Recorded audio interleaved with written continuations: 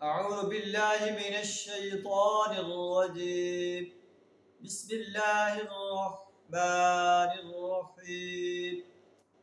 كذبت ثمود بالنذر فقالوا أبشرا منا واحدا نتبعه إنا إذا لفي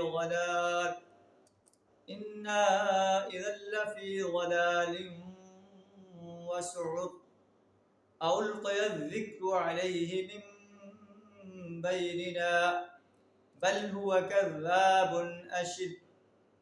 صدق اللہ العظیم. اللہ نوح علیہ السلام کا واقعہ، قوم نوح کا واقعہ، قوم عاد کا واقعہ بیان فرما کر کفار مکہ کو خبردار کر رہا ہے. ان لوگوں نے اپنے انبیاء کی دعوت کو ماننے سے انکار کر دیا اور یہ صفحہ ایسی سے مٹا کر دیا. اب قوم سمود کا واقعہ بیان فرمایا جا رہا ہے کہ قوم سمود نے بھی تنبیہات کو جھٹلایا اور کہا کیا ایک اکیلا انسان جو ہم میں سے ہے ہم اس کی اتباع کریں؟ اگر ہم ایسا کریں گے تو ہم بہک گئے، ہماری عقل ماری گئی. کیا ذکر اس انسان پر نازل کیا گیا؟ ہم میں سے کوئی بڑا انسان، اس پر ذکر کیوں نازل نہیں کیا گیا؟ بل ہوا کذاب اشر، بلکہ یہ پہلے درجے کا جھوٹا اور بد خود غلط ہے. اور یہی بات کفار مکہ کہتے ہیں کہ ہم نبی صلی اللہ علیہ وسلم کی اتباع کیسے کرنے ہیں تو ہمارے جیسا ایک انسان بازاروں میں چلتا پھرتا ہے.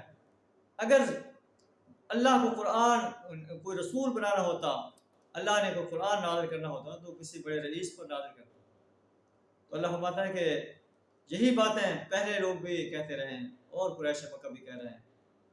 عنقریب انہیں پتہ چل جائے گا من الکذاب الاشر، کہ کون پرلے درجے کا جھوٹا اور بد خود غلط ہے. ہم نے انہیں بھی تباہ کر کے رکھ دیا. ایک جو ہے کڑک نے انہیں اپنی عذاب میں لپیٹ میں لے لیا اور وہ یہ دنیا سے مٹا کر رکھ دی گئے.